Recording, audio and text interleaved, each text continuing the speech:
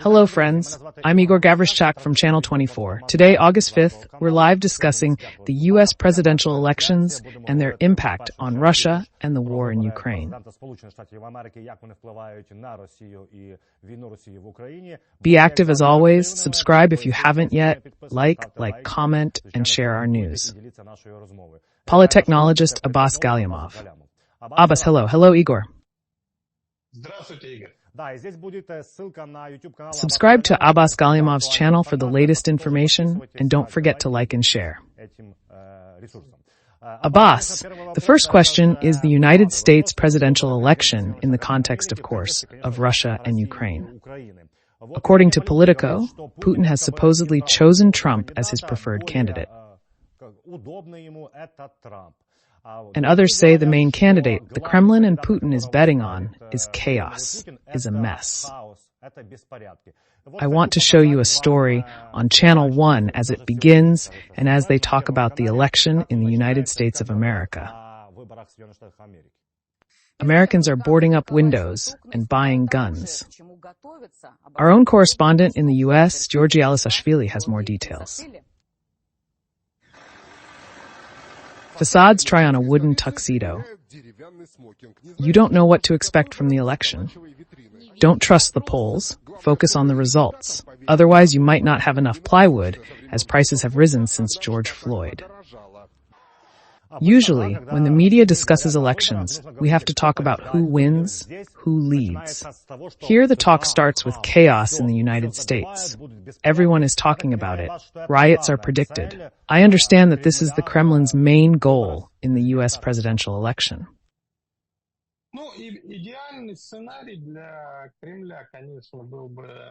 The ideal scenario for the Kremlin, of course, would be to maximize chaos in order to create a picture that could be fed to Russians. The dominant emotion in Russia is frustration, with a growing sense that the war has reached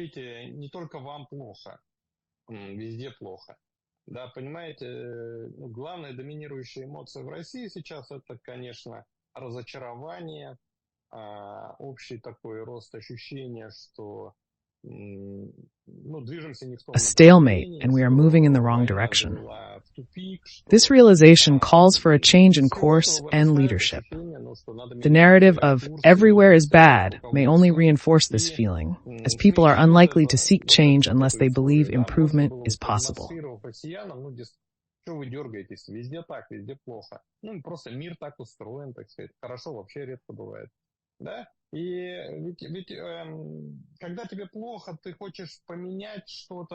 And if you look around and see that it's bad everywhere, it's bad in the United States, it's bad in the Middle East, it's bad in Europe, the question arises, why bother?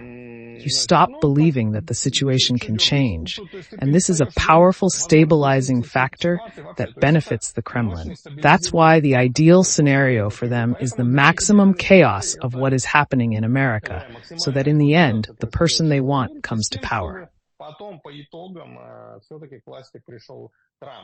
So to combine chaos and Trump is the maximum they could hope for. Also, CNN is reporting that whether Kamala Harris or Donald Trump becomes president, it doesn't promise that Putin is ready for any kind of dialogue, any kind of negotiation, and he doesn't need that right now at all. Готов к какому-то диалогу, садиться за стол переговоров, и вообще это ему сейчас и не нужно. Я в контексте того, говорю, что якобы Трамп заявлял, что вот 24 часа только... I'm speaking in the context of Trump allegedly saying that here's 24 hours from now, as I'm winning, there won't be an inauguration yet, and I'll call Putin because I have a good relationship with him, and I'll work things out with Zelensky.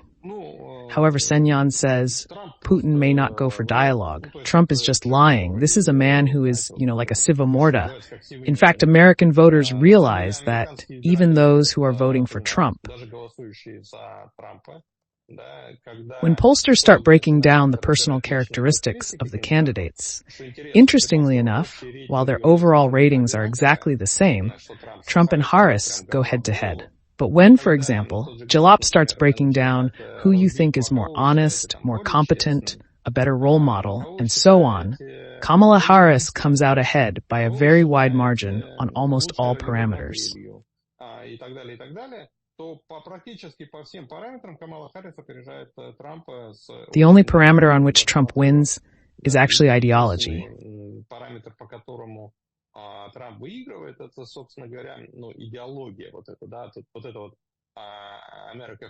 That is, let's stop interfering in foreign conflicts and deal with domestic problems, migration and economic problems. This ideology meets the deep demand of the American people, which is why they are voting for Trump, even though they generally recognize that Trump as a human being is far inferior to Kamala in terms of his human qualities, including honesty.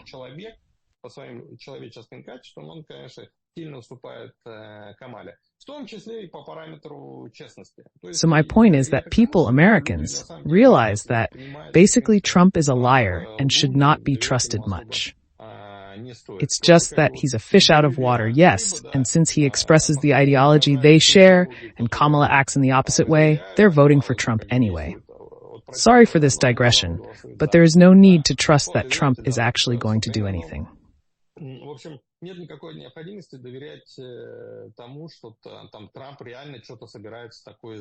is like Zhirinovsky, you see, very easy with words. At some point, he discovered the secret that it turns out you can talk and not be responsible for your words. He liked it very much, he enjoys it, and he is carried away all the time. He can say one thing today and another tomorrow, and it is impossible to count how many times he has changed his position on Ukraine, for example.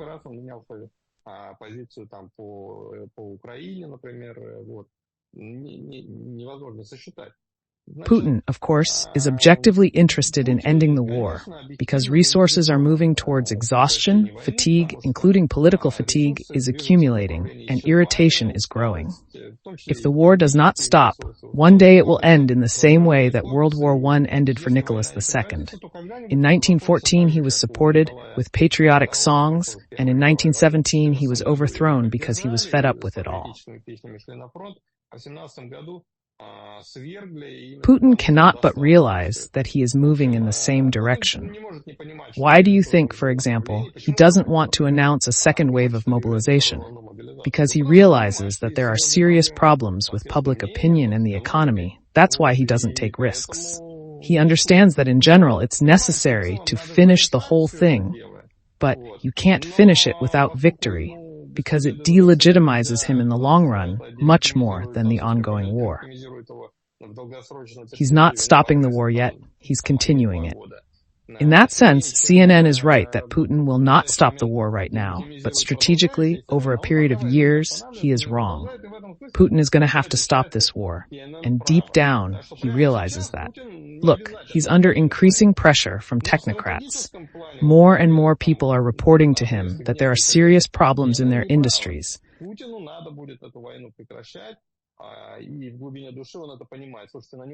A week ago, Kemezov, head of Rostec, told the Federation Council that the entire industry is struggling, not just the arms sector. This is the view of one of Putin's closest associates, so it's clear he understands the situation. However, Putin believes that Ukraine is also in bad shape.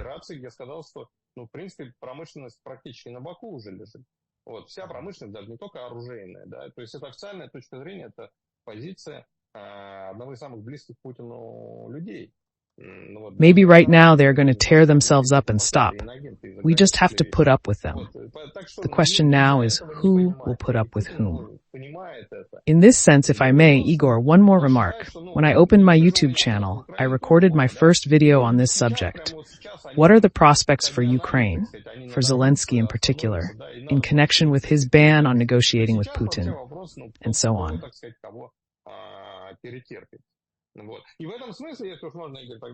I emphasized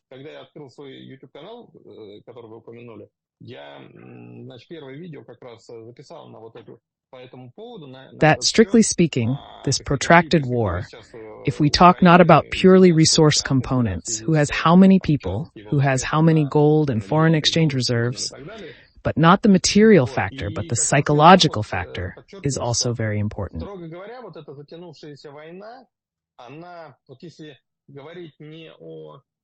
If we consider only resources, Ukraine should have lost already.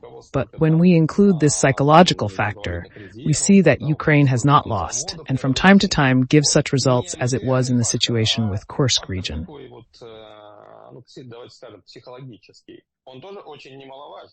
Да, ведь, собственно говоря, если считать только в ресурсах, Украина уже должна была проиграть, да, но когда мы включаем этот психологический фактор, мы видим, что Украина не проиграла. So I recorded a video and emphasized that there is a difference between the war that Ukraine is waging and the war that Russia is waging. Russia has attacked, and it needs to be on the offensive all the time. It can't afford to stand in defense. It contradicts the logic of the war that Russia is waging. Россия же напала, и России надо постоянно наступать. Она не может себе позволить стоять в обороне. Это реально, это прямо противоречит самой логике войны, которую ведет Россия. И когда Россия там не может наступать, или когда When Russia cannot attack or retreats, as seen in the Kursk region, it demoralizes the country. Putin faces an unvoiced question: what's next? He knows that if he isn't advancing or seizing territory, something is wrong, and he feels the need to take action.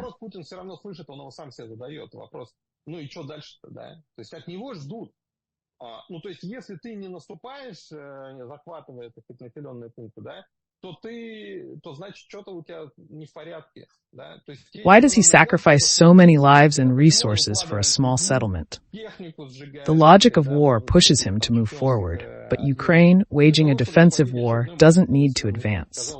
This defensive stance makes the situation appear logical and consistent to the people. Для Украины нет необходимости двигаться вперед с точки зрения самой логики, понимаете?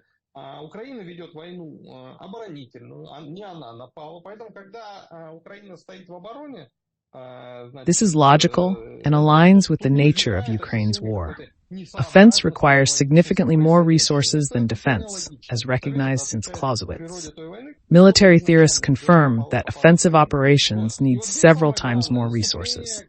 Regardless of the statistics, Russia has suffered greater losses in both equipment and personnel. Да, это известно, как минимум со времен Клаузевица, да сейчас любой военный, так сказать, теоретик и практик это скажет, что наступление требует вне... In this sense, Russia is overstretching itself, even though it initially has more resources, but it is also overstretching itself much more now, and it has to overstretch itself further and further. The further away it is, the more. Значит, цифры разные, но во всех случаях, конечно, Россия потеряла гораздо больше и в технике, и в людях, вот. И в этом смысле, Россия перенапрягается, при том, что, да, изначально она обладает гораздо большим объемом ресурсов. In principle, this creates an additional burden on Putin and his system, and he cannot but realize this. So when we forecast the future, this should also be kept in mind. You remembered that Putin is probably afraid to announce or intensify mobilization, which is probably why North Korean troops have appeared in the Kursk region. Да, Аббас, вы вспомнили о том, что все-таки боится, да, оглашать или усиливать мобилизацию. Путин наверняка поэтому и появились, да, войска... At the very least, there is already information from the military and political leadership of Ukraine that there has been fighting and that these troops have already been swooping down. In this context, I would like to ask you, this is the third governor who has resigned in a day in Russia. First, it was the governors of the Rostov and Tambov regions. Yesterday they resigned, and today the head of the Komi Republic, Vladimir Uybat, also announced that he was resigning. But he said that there is a new work front from Putin. Can we somehow link this to the fact that the regions want to increase mobilization, so they're changing governors? I don't know, because it's anomalous that 3 governors have resigned in 24 hours. Not Igor. In fact, Putin has the system set up that way. He changes them in batches. This practice was established long before the war, and he changes governors in batches. They save, then they bring it in one at a time, and he signs it. He often fires and appoints enforcers. He realizes he's great. That's why he works in bulk. In this case, obviously, unpopular governors are fired. мелочевкой текучей, так сказать, не с руки им заниматься, да, каждого губернатора в отдельности увольнять, понимаете? Поэтому вот он оптом, так сказать, работает. В данном случае убирают губернаторов явно непопулярных, то есть... They are really, of course, annoying. I don't know much about Tambov. I can't say. These two are a proverb in tongues. That is, they really pissed off their residents. And they attract, the regime is already losing popularity, yes. And then these figures create an additional burden on the system. А тут еще эти деятели, дополнительную нагрузку, так сказать, создают на систему. Да? То есть они еще как гири на ногах. То есть по уму, they are like weights on their feet. In a situation where Putin and the federal government are losing popularity,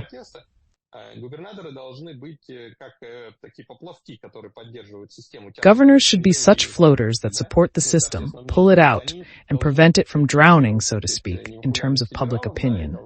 That is, they should compensate for the unpopularity of the feds and relieve the tension. And these figures, Uba, who, by the way, is very demonstrative, a boorish style, arrogant, like, whoever is dissatisfied, shut up, you'll fall into the ditch.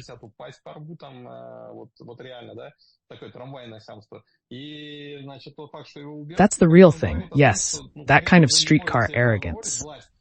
And the fact that it is being removed shows that the Kremlin can no longer afford, the authorities can no longer talk to people in this way. This is an indirect indicator of the Kremlin's recognition that a harsh, forceful tone of communication with people is no longer considered risky. In general, the government is removing unpopular, weak governors and trying to replace them. To become popular, you have to stop doing what everyone else is doing, supporting war, weaving camouflage nets, encouraging heroes, at least so they don't have a high anti-rating, so they attract. Abbas Lavrov said Russia could seize more Ukrainian territory. Lavrov also announced the signing of a strategic treaty with Iran. We understand that Iran is an enemy of Israel. How serious can this all be? How much of a reaction is there in Israel to this? Maybe Israel will withdraw this partial neutrality? Аббас, также бы хотелось вспомнить и Лаврова. Он заявил, что Россия может и больше захватить территорию Украины. В открытую он это уже сказал. И также Лавров анонсировал подписание обновления стратегического договора с Ираном. Но мы понимаем, что Иран — это враг Израиля. Насколько серьезно все это может быть? Насколько в Израиле реагируют на это? И будут ли ухудшаться отношения? И вот, может, все-таки Израиль снимет с себя вот этот частичный нейтралитет? Надо понимать, что пока внешний курс Израиля все-таки определяет нынешнее правительство, а Нетаньяху, он сейчас в отношении России ведет себя как страус. Он от фактов очевидной недружественности России просто...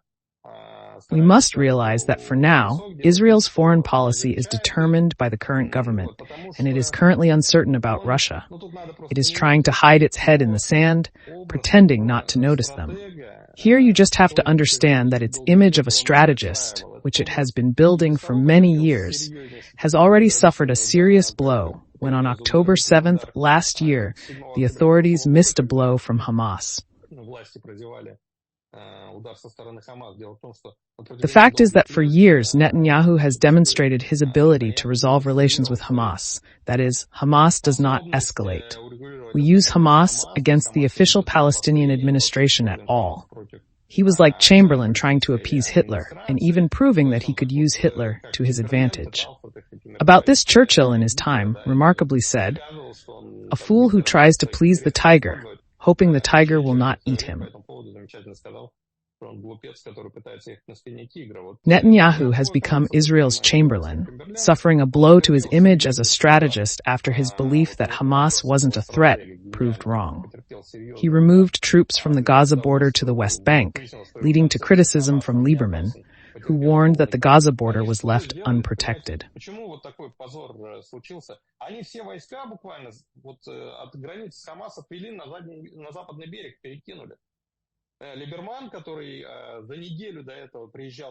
That's because this government has a different priority.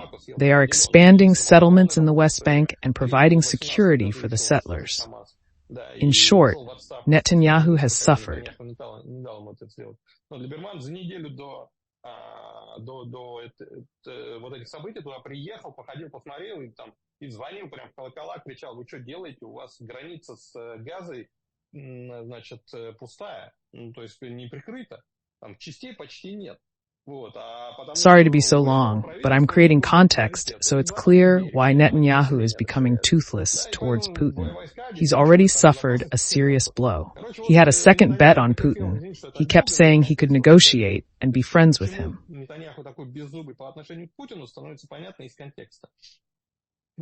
Он и без того потерпел такой очень серьезный удар, да, такой хреновенький, извините за выражение, стратег получился. Да, а тут еще у него же вторая ставка была на Путина. During the 2018, 2019, and 2020 election campaigns, which saw two unsuccessful attempts to form a government, he leveraged his friendship with Putin as a key advantage. I still remember the banners in Tel Aviv with Putin shaking hands with Netanyahu. He emphasized that he knows how to be friends with the powerful, so he can't admit that Putin deceived him. Do you understand? So whatever Putin does, Netanyahu tries to look the other way.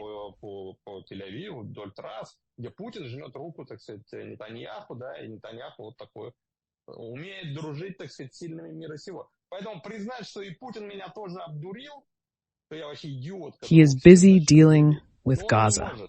When there is a change of government, and I hope there will be, the next Israeli government, if it is adequate, will of course react harshly, because it is in the blood of Israelis to react to such things.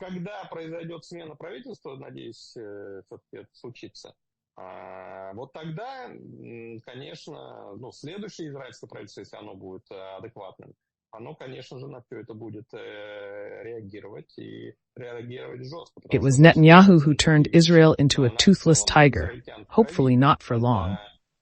Abbas in Israel suspects a Netanyahu aide of passing classified information. How much can the authorities exaggerate this issue to show that there is an external enemy and we are all working against him? The point of the accusations is not that some spy was passing information to the enemy.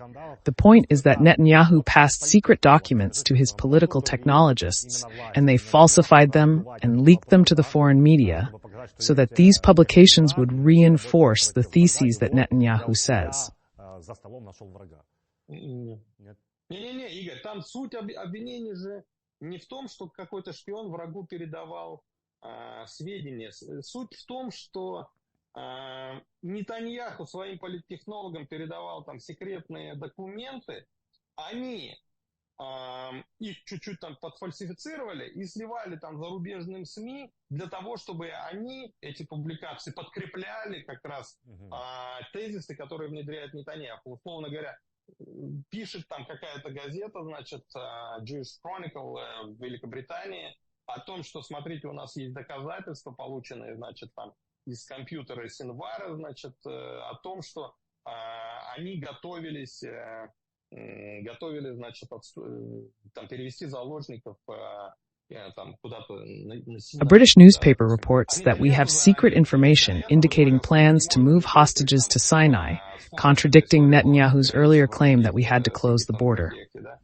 There was controversy with Egypt over whether to intervene, and the Americans advised against it. If we don't close the border, the hostages might escape.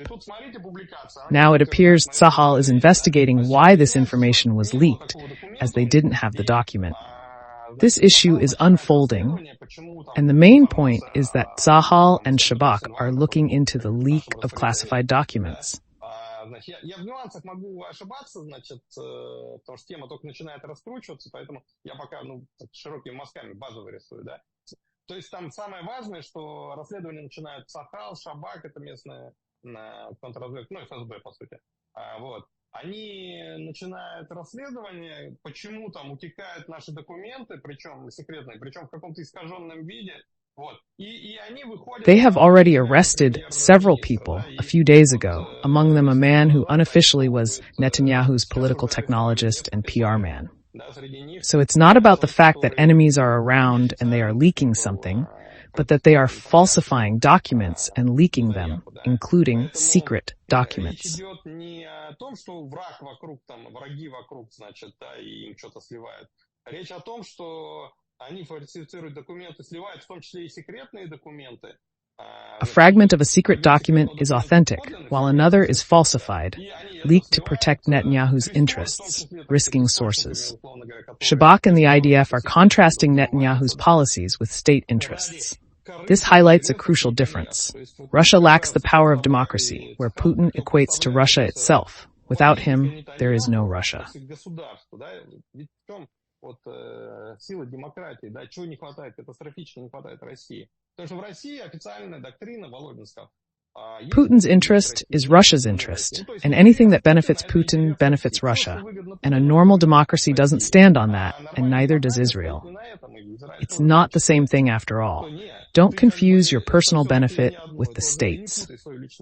When we catch you using state powers for your private political interests, you are a criminal, and there's an investigation going on right now. Abbas, we were reminiscing about the DPRK military in Kursk region. China is concerned and dissatisfied with the cooperation between the DPRK and Russia because it is an escalation and threatens to destabilize the forces on the Korean peninsula.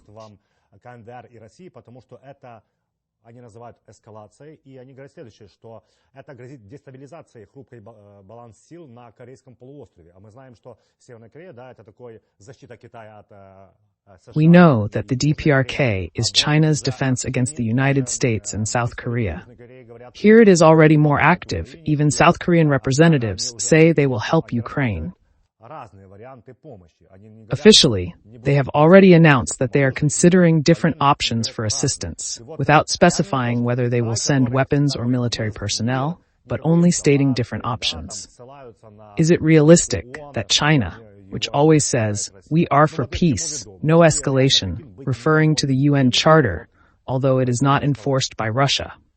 What I'm getting at is, can Beijing realistically be unhappy with the escalation that is taking place?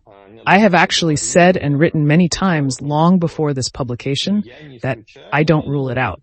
I didn't have any evidence. I just know that autocrats are a jealous, so to speak, public jealous of their domain.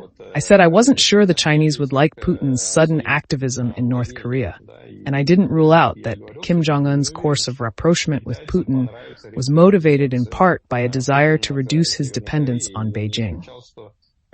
This is just like Lukashenko, who in better times, when he felt more free, enjoyed maneuvering between Putin and the West, teasing Putin, beating out the best terms for himself, showing a willingness to move toward the West. He had those moments. So I didn't rule it out when that publication you're talking about came out.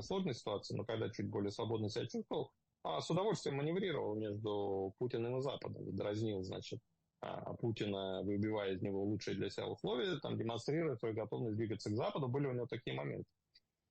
I'm glad I'm not the only one who assumes this, though I still don't have any evidence. And strictly speaking, the Financial Times didn't cite any evidence either. It's not yet a sure thing to assert that yes, Beijing is definitely not happy. Of course, there are no grounds. There are grounds to assume, but no grounds to assert yet. I would also like to bring up Kadyrov. How can we do without him every time?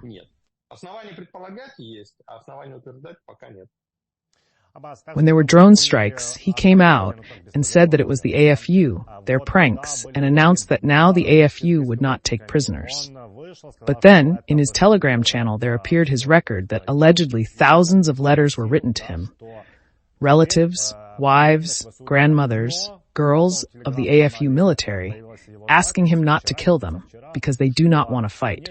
And these are all authorities that are controlled by the West and the United States. It's an old story. I have a question. Could this be an instruction from the Kremlin that we should show our humanity? Or did someone tell Kadyrov that it might not be the Ukrainian armed forces? Because there is information. Sources in the main intelligence directorate of Ukraine said so.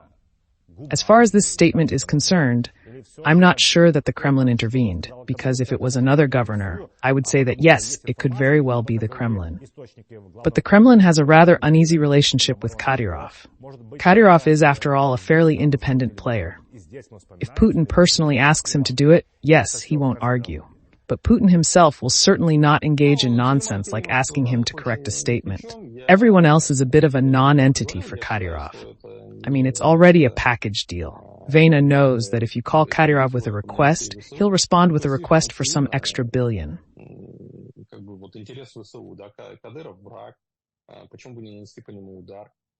Значит, изо дня в день ВСУ наносит удар с помощью беспилотников, понимаете? Если бы они никогда этого не делали, а тут вдруг прилетел беспилотник, ну, можно было бы тогда искать более сложное объяснение. А когда они это каждый день бомбят то один объект, то второй, ну, почему бы им по этому университету не ударить? Да, военный объект, в общем-то, на территории врага.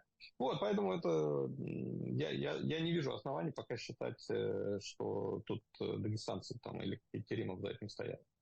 Что касается этого заявления, то я опять же не уверен, что из Кремля по этому поводу вмешались, потому что вот в случае с другим губернатором я бы сказал, что да, очень может быть, что это Кремль.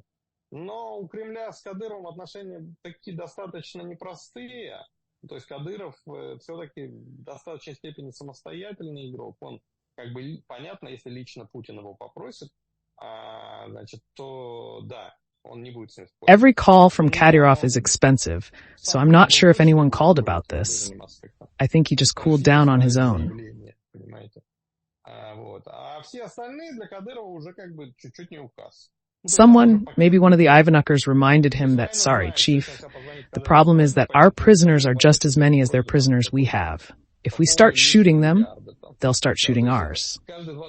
What are we going to do? In a situation where you are winning, you are advancing, you are taking them prisoners in packs, and they can't take a single one of yours, then yes, you can basically give a damn about parity. But in a situation where neither side can win now, and an offensive is being organized in Donbass, you can't afford to ignore the principle of parity.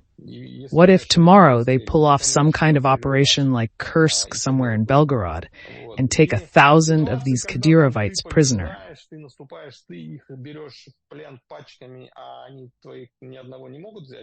Ну, тогда, да, значит, можно, в принципе, наплевать вот на паритетность, так сказать. А в ситуации, когда вот как сейчас, когда ни та сторона, ни другая выиграть не может, и в ответ на... They have already demonstrated that they can do this. Then I think Kadyrov has had this explained to him, or he himself has simply cooled down. He probably realized that it was nothing. That's how he bounced back. If people are writing, the situation itself is of course ridiculous. Значит, 1000 этих кадыровцев. Ну, они же уже продемонстрировали, что они это могут. И что тогда? Я думаю, вот, Кадырову это объяснили, или он сам просто остыл, я думаю, так осознал все это. If Ukrainians can change Kadyrov's plans with their letters, it turns out that they can write a couple of thousand more letters saying, Ramzan Akhmatovich, get out of the SVO, stop doing this nonsense. Will he stop fighting then? It seems strange. Abbas, thank you very much, as always, for this conversation. Ну, так получается, что они могут написать еще там пару тысяч писем со словами Рамзан Ахматович, выходи из СВО, прекращай, значит, уж и ерундой заниматься. И что, он прекратит тогда воевать? To go to war? Well, that's just weird. Abbas, thank you so much for this conversation, as always. I remind viewers, active link to YouTube resource, Abbas Gallyamov, subscribe, put likes. I will remind our viewers that Abbas Gallyamov was a polite technologist. Again, let's do what you